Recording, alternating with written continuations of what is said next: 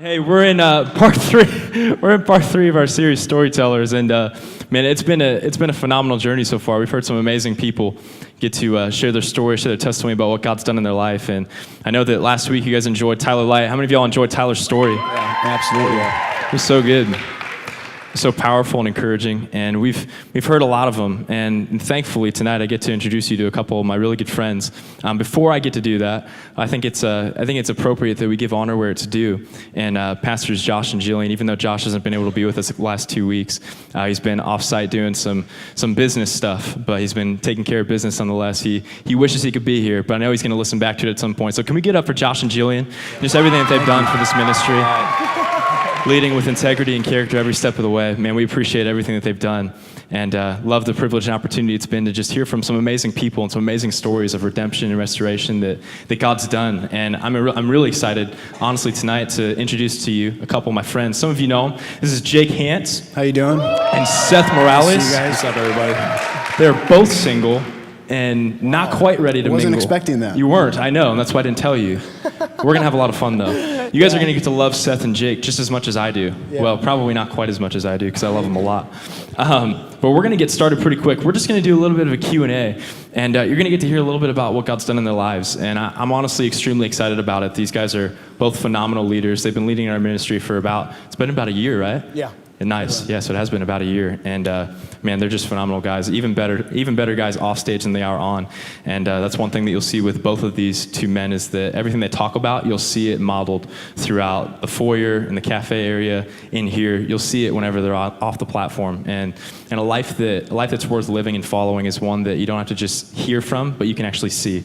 Yeah. And that's the greatest part about both of these guys is that you get to see their lives individually, far beyond what they say today, even though they're going to have a lot of amazing things to say. And so I'm excited about it. But Jake, why don't you tell us a little bit about yourself, man? All right.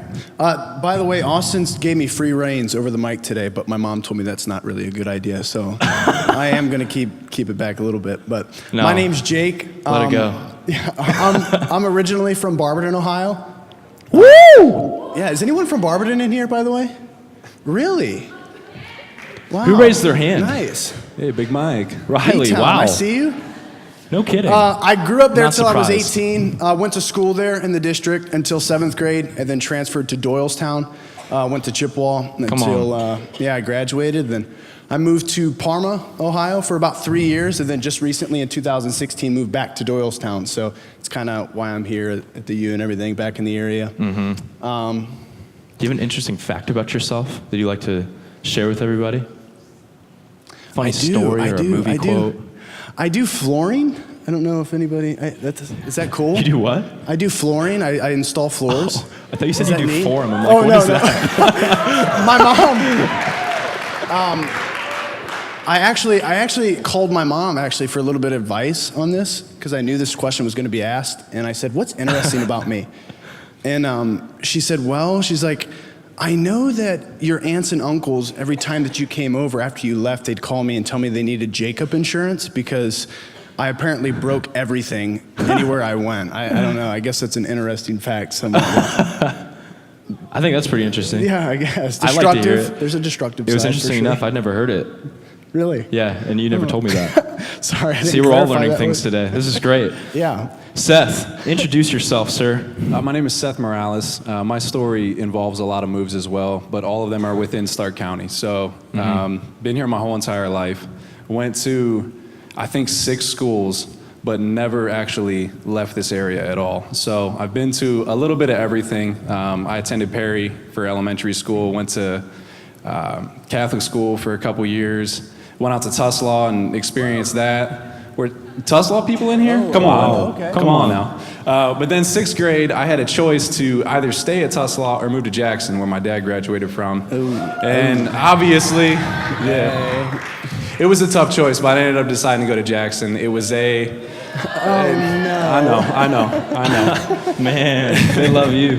No, but from 6th to 12th grade, that was where I spent all my time, and it was a bit of a culture shock, to be honest with you. There's pros and cons to going there. I think anybody that goes there can understand that, but ultimately, upon graduation, I entered the Air Force, and the same night that my buddies went to senior trip, I went to basic training. So it was a little bit of a different experience. They called me up, and I was on the bus getting ready to pull in the gates, and they were all going crazy and this and that, and I kind of felt down about it, but that night they all got arrested and went to jail, so I didn't feel too bad afterwards.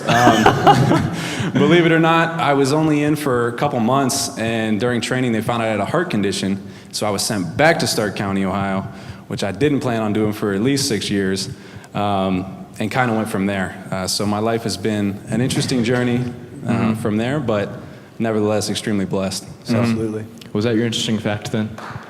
Interesting fact? Yeah. I mean, I guess, if you want to call it that. That was pretty interesting. No, interesting fact about me, and my dad loves to tell this story. He's in the house. Tony, put your hand up, please. Hey, there he is. How you doing, sir? That's the man right there. When I was in 3rd grade, there was a school spelling bee that went from 3rd grade to 8th grade. And it wasn't a huge school, St. Clement's in Navarre. We didn't have a ton of people, but there was a decent amount of people. And I went to that spelling bee and ended up going head-to-head with some 8th grade kid that I couldn't tell you his name today, but ended up winning the whole school spelling bee in 3rd grade. Hey, there you go. So When all you I'm a do good is- speller. When all you do is win, names are irrelevant. Yeah. Am I Now right? the only problem is that doesn't show up extremely profitable on a resume or in any other life experience. Yeah, right. You'd be surprised, But, though. you know, I thought it would. Yeah. I'm always the guy that they ask how to spell things. You know, before autocorrect and all that, they're like, "Oh, how you spell this? How you Before spell that?" autocorrect. But some of y'all won't even remember before autocorrect, which is unfortunate. I don't even know if they still do spelling bees. You can just pull out your T9, phone and do whatever you T9 want. word. But you know, that's it. Nice. That's awesome. I That is a didn't know very you won interesting that. fact. It's pretty good. Did everyone else think that was pretty interesting? That is pretty interesting. I think they're two pretty interesting guys. I'm excited about it. I'm really excited about what's going to happen tonight. But for those of you who haven't been here for any portion of the series, I'll just give you a little bit of background, kind of the heart behind the series. We really do believe here at the United that everyone has a story. And so you might find yourself in a seat today and you're like, you know what? I came in and this is kind of like my first time here. And so if you're here for the first time, first of all, thank you for being here. We love you right where you're at. And no matter what you believe, we believe that you belong here before you ever believe what we believe. And so you can sit back and hang out, let your guard down, let your mask off. Everyone loves you. And if the guy on your right smells a little bit, don't tell him that because you don't want to be insecure about it. So just kind of hang tight and hang loose. We're all family, all right? We're all family here. But seriously, thank you so much for coming out if you're new. And kind of the heart behind the series is that we really believe that all of you have a story. There's a story that God's writing and inscripting on your lives, and whether you know it or not, life itself is found in seasons, and there are seasons of our lives, whether they're good seasons or bad seasons, highs and lows. We find ourselves in different seasons, and over the course of time, we can look back at all those different seasons, all those peaks and valleys, and see a story of some sort that God had written. And we really do believe that regardless of what storm or struggle you may find yourself in today, and the reality is storms and struggles are inevitable. We've all found ourselves in struggles, storms, circumstances of some sort, whether they're large or they're small. You know, there's a point in time where we all find ourselves in a storm or a battle of some sort.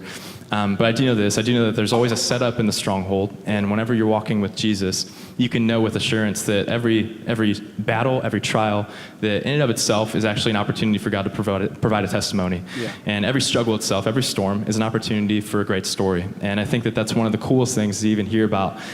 Some of the stories that have come through in our Storytellers series from different individuals is that it's all about stories of being in a place where we were once lost, but we were found. And whether it's a grandiose, really big moment where God just revealed himself to us, or it's a little bit more of a minuscule one, no matter what, they're all significant to God's heart. And we believe here at the United, truly, that there's a story that God's writing in your life. And I think that whenever we sit and hear from people that have been through it and been through different seasons, it encourages our heart, especially if we can relate to it. So I want to encourage you guys, as they're talking, really lean in a little bit. Lean in and try and evaluate yourself and evaluate your own life, evaluate your season. And just see what God would deal with you through what they have to say. And so we're just going to go through a couple questions, and I'm just going to kind of peel back some of the layers and give them an opportunity to talk a little bit.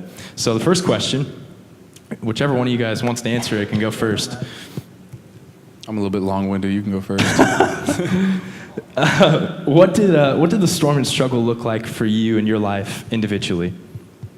Okay, so I'll answer the first one, the storm.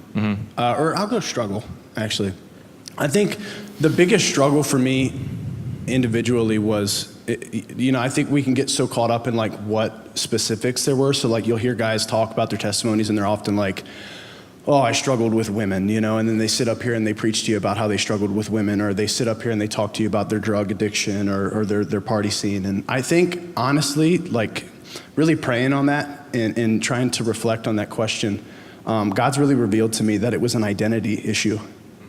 Yeah. That from 14 to 21 years of age, I did not know who I was. And the drugs and the alcohol and the women and the relationships and the brokenness and the doubts and everything that left me broken every time was often just a way to cope with who I wasn't. I didn't know how to deal with who I was. You know what I mean? Wow. I was who I was around, and oftentimes, like, when you get into, for me, when I was, in 8th grade, you step into a new school or a new scene, or maybe you're known in your school. I thought who I was okay. And then you get around people and you realize that you have to have sex in order to fit in.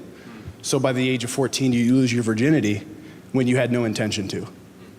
Do you know what I mean? And then 15 years, you realize that, all right, well, sex obviously didn't put me in, so I gotta start partying with those guys, because maybe then it'll be enough. And it is never enough. Like, just to clarify, it is never enough, and it never will be enough.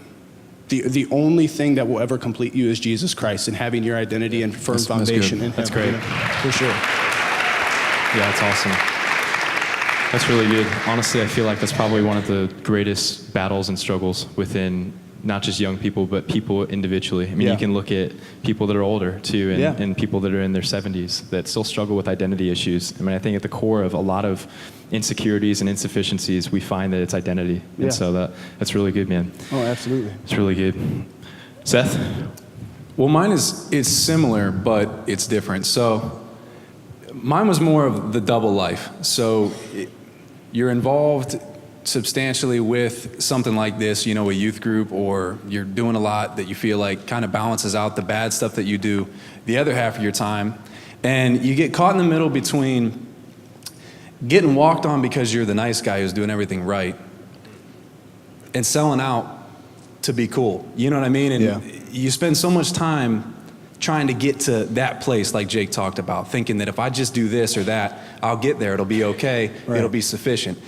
And it's not. So socially, you can achieve what you want, particularly in the high school age group. I saw myself achieve everything socially that I had always hoped for, having been the new kid every year, having never really had an opportunity to plant my roots somewhere.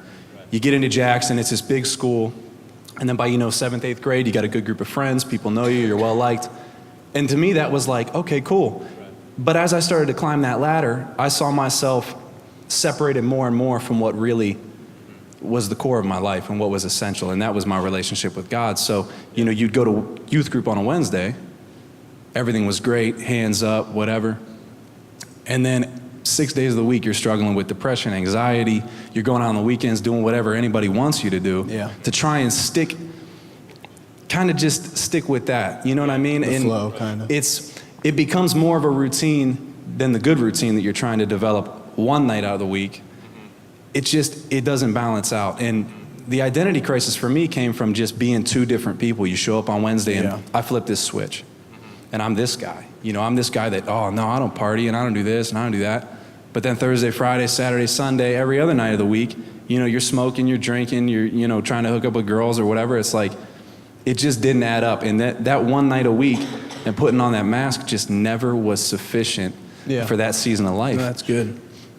That's really good. Yeah, no, that's great, man. That's awesome. That was awesome. I think it is funny how, like, truly you can find yourself into a rhythm in high school. And I think we've all been there. We're doing good things. There's not even necessarily something that leads to bad things eventually. Just kind of doing something that we eventually make foundational. And the truth is, like, a foundational thing can quickly become a good thing can become a bad thing when we make it the foundational thing. It's funny, like, some of the really good things that we do and the things that we kind of feel like are good, we make them foundational, and they end up leading into something that becomes destructive. And I think that we all find ourselves in situations or seasons of sorts that hold different principles or hold different opportunities for us. where, again, just kind of like both of these guys said, it was just a wrong foundation, a wrong identification. And I truly believe, though, that at the core of who we are, that's how we operate. It's who we are on the inside. And so, Jake, what was kind of like that process of redemption for you, man? What did it look like coming out of that storm and struggle? What did it look like finding the true bare necessities that you needed in order to truly like find yourself, find your identity in Christ? But when was that moment that God really like revealed his love to you? So not to get all super smart on you. Do it. But, okay. I looked up the word redeem. Do it. Because you sent that, message on redemption, and it just means to redeem. But to redeem literally meant to recover ownership of something by paying a specified sum. And I mean, if you think about that, it's so powerful. You had to take back ownership of something, and for me, it was identity. And I was in a 4-year relationship with a girl I got into when I was in high school. I was engaged by 21 years old, and I was engaged for approximately 6 months, and I was miserable. I was absolutely miserable. I didn't know why. I was trying to, at times I thought about going back to drugs because I was in such a dark place. And I remember one day just having enough. I was sitting in the bottom of my apartment in the living room, and I just went upstairs and I just locked my door, and I went in my room and I opened up my Bible and I just started to read randomly. And it was at that moment, without even realizing it, that God penetrated my heart completely. It was in such a vulnerable place for God to move into my life. And I remember just reading that and feeling so encouraged. Like, it was literally like the first time that I just felt refreshed. And I had read the Bible before. I kind of grew up in church and stuff, but for some reason that one day it was like a breath of fresh air, Right. And ever since that day, I'm like, man, I'm gonna start reading every day. Like, I'm gonna start reading my Bible every day. I'm gonna really commit to this. So I just began to read my Bible and really committed to it. And that relationship that I was in honestly started to slowly die. And I had to make a decision, and I knew what the decision was, but it wasn't easy. I had to move on and break off that engagement and let her go her way and me go my way. And I mean, you want to talk about a hard decision? Like, at one point, you're planning a wedding, and on the other end, she's excited about kids in the future, and you have to tell her, no, it's not happening. You know what I mean? That's a serious thing. And so it was really hard for me, and I honestly stalled for quite a while. I knew that God put it on my heart, and for probably 2 months, I didn't really come out, and I wasn't brave enough to speak to her. And finally one day I just told her. And I can honestly tell you guys that when you obey God, honestly, the sense of freedom over your life that occurs from that obedience, right? Oh my gosh, for sure. I'm not joking. It's like you're walking around with a weight on your shoulders. Right. And when you just obey the voice of God, even if it's something small, there's a weight lifted off of your shoulders for sure. And that was in that moment that I experienced God's freedom, for sure. Yeah, so that's really good. That's awesome. Do you feel like it was the increasing intimacy that you had with God absolutely that was continuing to draw you nearer to that decision? Oh, and that absolutely. choice? And I like you say that, like, I heard so many people, because I did reach out to some close friends, family members, and I was like, I don't know what to do, you know. And I heard so many different opinions. Nope, you're committed to it. No, sure. She's not right. And I literally was like, God, what do you say? Right. You know what I mean? And I think in that moment, like, I felt God, and I knew God, and it was like I experienced his love, and it was that sense of like, this is what God says I am. Like, this is who God says I am. Like, that's great. I had so many different opinions, and the one opinion that mattered, sure, I held on to, and it was like literally it sustained me, and like you said, it redeemed me. That's awesome. For sure. That's really good. That's awesome. And honestly, like, even, give it up. That's great. And such a testament to finding and identifying the right voices. I think that in a world that people are constantly trying to tell you what you should do, how you should act, who you should be. Oh, absolutely. In a world like this, in a culture like today, you have to find and identify the voices in your lives. And I think that I think that ultimately it requires us to be intentional and strategic with who we allow in. And for you, like in that season, man, you identified and chose and picked probably a couple trusted individuals too, not just the voice of God, but ultimately like God's voice, it becomes a lot more distorted and unclear whenever we have the cloudiness of multiple voices. Right. And especially whenever you're making decisions like that, so it's so crucial in identifying the right voice. I know how confusing that can become. So for you to like separate yourself from all of the distractions and all the things that could vie for your attention, that's huge. Yeah. Yeah, that's really good, man. That's awesome. Seth, what about you, man? I guess the best way to answer this for me would be a little bit of a roundabout way. So it's so gradual. Everything that happens in your life, every storm that you face, it's not always this big, obvious, evident thing that you struggle with. Mm-hmm. There are things that develop over years that you don't notice, and before you know it, they've developed a stronghold in your life. Right. Yeah. My story is reflective of multiple seasons where I was either really involved or really uninvolved, and I kept coming back to the well each time, but I wouldn't change what I was doing. Yeah. It was like watching the same movie over and over again and expecting a different ending. Yeah. It just doesn't happen. So you're raised in a church family, a dad and mom who are solid in their faith, was super involved, and felt like I was doing everything right, and felt like by the time I was old enough to get involved in that scene that I would have the strength on my own to say no to it. The problem is when you do it by yourself, you're overcome every time. Yeah, absolutely. You don't have the authority in your flesh without Christ to take a stand against those things. It'll ruin your life if you don't press into that relationship that God wants to have with you. That's it. It's readily available. Every time I went back to the well, he was there. Yeah. It was a matter of me deciding whether I was going to cling on to it and start walking with him. Yeah. He was walking with me the whole time.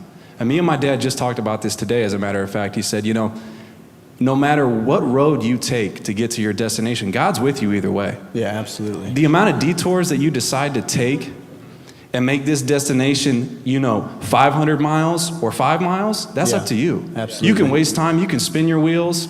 You can do whatever you want and say, I'll do that in college. I'll have a relationship with God in college. I'll have a relationship with God when I get married or when I have kids. You're wasting time. That's so good. And That's great. That's so good. That's really good. No, that's so good, dude. and right now is the most important time in your life to do that. Think about all the people in this room. Think about all the people that you come in contact with every day in a high school setting. Mm-hmm. I went through high school with my group of friends, and I didn't really use it to the effectiveness that I could have at all. How many days did I waste walking through them halls, passing by thousands of kids? Yeah. And I didn't tell one of them. I didn't tell a single one of them. And I know it's easier to do that. Mm-hmm. But the reality is we're called to a great commission. Yeah. And the rewards of that are tremendous. Mm-hmm. But you can only reap those rewards when you sow into a life that God has for you. And that is just honest truth. We are not that far removed from where you guys are. Mm-hmm. I just turned 23 years old. He's still 22. If anybody can relate to you guys. As of April 2nd. Are you 23? Yeah. Dang. I That's thought you right. guys were His best birthday was like a friends. week ago. I forgot. Would have No. made it out too. But seriously, I thought you guys were best friends, man. My pocket didn't start barking. don't get me started now. No, but now I lost my train of thought. So sorry. I'm This is so what sorry. happens. This is what happens every I'm time. so I'm telling sorry. you. No, but honestly, I got through high school. You get to college, and you have even bigger sphere of influence. The class size goes up. You're out doing whatever. It's a pretty freeing experience to go out and explore different things. And still, very few times did I ever be effective in the settings that I was in. Yeah. We see it at the U later on in the evening. People show up and they are on fire. They have made a decision and it has radically changed their life. And for those of you who have done that and are walking that walk right now, I commend you for sure, because it is the hardest time to be a Christ follower Absolutely. ever, hands for down. sure. You're not going to be liked sometimes because of it. It's not going to be, the popular thing to do. But I'm telling you, at the end of your days, it is the most rewarding thing you can do with your time and your life. Right. And I mean, the thing that pulled me through my storm was simply just deciding to walk with the one who was always walking with me. Yeah. That's it. That's great. so And good. it's just a choice. That's Yeah, so true. that's great. That's honestly really good. I love how you said that there was a constant rhythm of you going into church, coming out of church. It felt like a constant ebb and flow, Yeah. like an up and down, Definitely. kind of like a peak and a valley. I feel like that's probably I honestly feel like inwardly, I feel like that's probably one of the biggest challenges for young people today.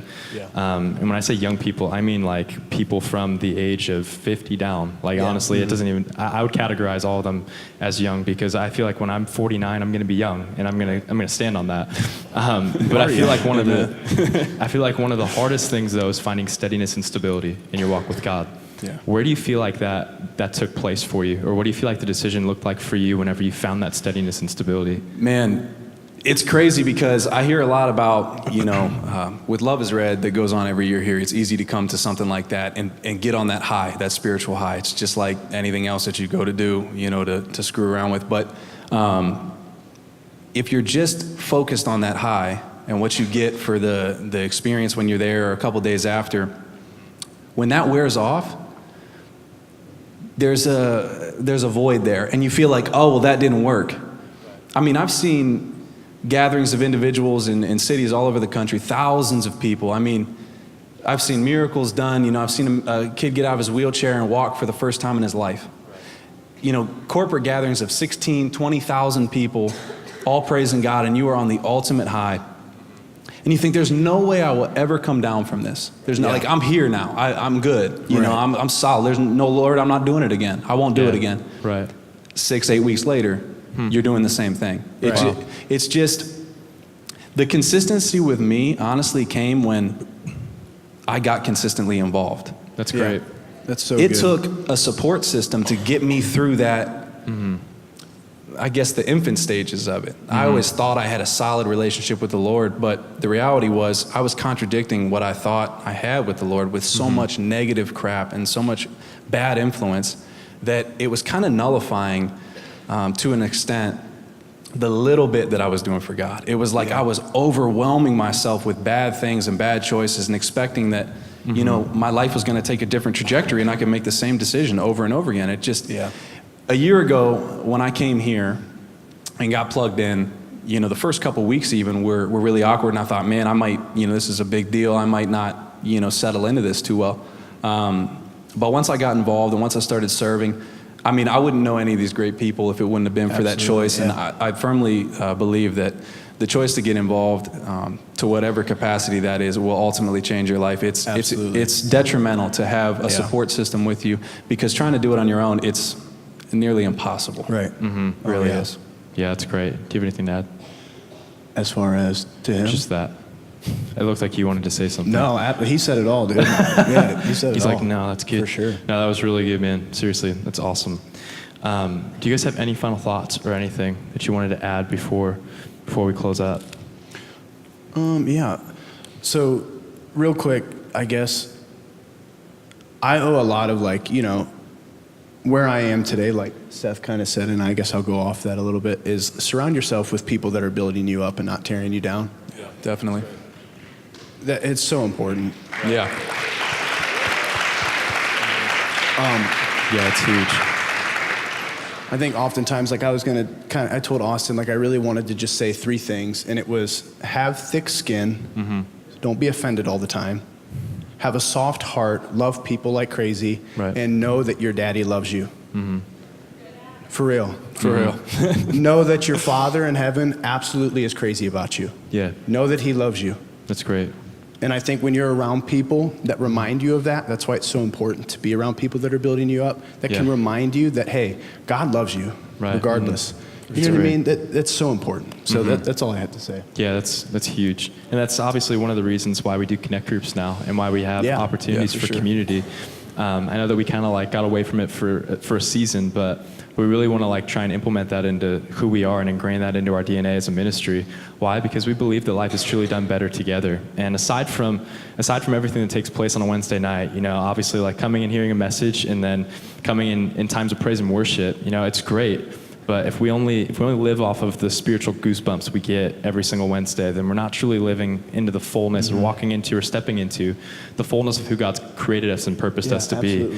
And especially together, there's another level and there's more to the story. There's more to the story for you. And I think that at the end of the day, like what I'm most encouraged by both of these guys is that they made little decisions and choices every day that aligned with a preferable future that they saw and they wanted for their lives individually. It starts with the little decisions, the little choices. I think that for both of them, and he even hit on this a little bit. Jake talked about how in that season where he was trying to separate himself from the thing he knew he needed to get out of, there was still constant battle. There was still constant tension. He had to make little decisions. It wasn't one big decision that he made, but it was little decisions every day that at least got him to the point where he could make that one big decision. Right. It's little decisions every day. Don't undervalue or underestimate the power of you getting in the Word every day, getting in community, getting around people that love you and care about you. That's what you get here. That's what you get, and that's what our heart is for you. We want you to feel like you can come here and be a part of a family, and that's all of our heart. Every single leader around you, every single person that leads in our ministry would say the same thing. We want and desire nothing more than for you to feel like you can come here and not have a feel good on your flesh. And again, like you can get feel goods from spiritual moments. That's not what we're about though. We want you to grow in your relationship with God, your relationship with people, and your individual call that God's placed and implanted on your life. That's our heart, and that's what we want. And I know that truly whenever, just like these guys said, whenever you get plugged in and you get around people that genuinely care, appreciate, and value you, but also value the gifts enough to pull them out and call them out of you. That's where you find people that truly allow you to step into all that God's calling you to.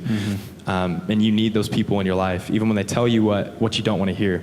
I think that for all of us, we've been told things we didn't want to hear. And I think that would you even want to speak to that a little bit? Just some of the stuff that people have not even instructively told you that you may have not liked to hear, but even just some of the things that you've been challenged with by people in your life that at least produced something in you that wanted to lead you to change. I think that oftentimes in our culture today, we find too many people that are just a little bit, kind of like you said, thick skin. That's just kind of why I want to even talk about this a little bit. Thick skin and a soft heart.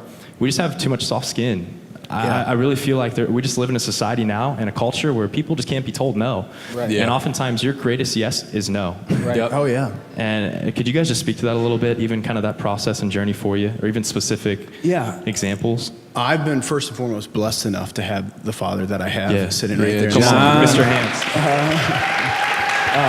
But he is the king. He is the king of telling me what I don't want to hear. That's awesome. When I want to hear something else. We need those people in our life. But no, and I think that's honestly forged some of that thicker skin, and I think you can always tell realistically when someone walks around with thick skin. Totally. They just walk around that way. You can see it. It's evident. You know what I mean? They're not walking around looking for something like, oh, I'm hurt or my feelings are hurt, and that's okay. I get it, but have thick skin. All right, let's grow. Let's be young adults. Let's start to mature. And that's great. Like I said, a lot of that comes from, and I've been blessed to have a father that's often told me things that I didn't want to hear at the time, and then looking back now, I really do appreciate and reflect on the things that were said. So if your mom or dad's telling you things now, and you're like, screw that, or I don't want to hear that. Listen, take it. Think about it, observe it, think about what they said, and really take it to heart. Yeah, that's great. I guess one thing that I would just want to convey, it requires your whole life.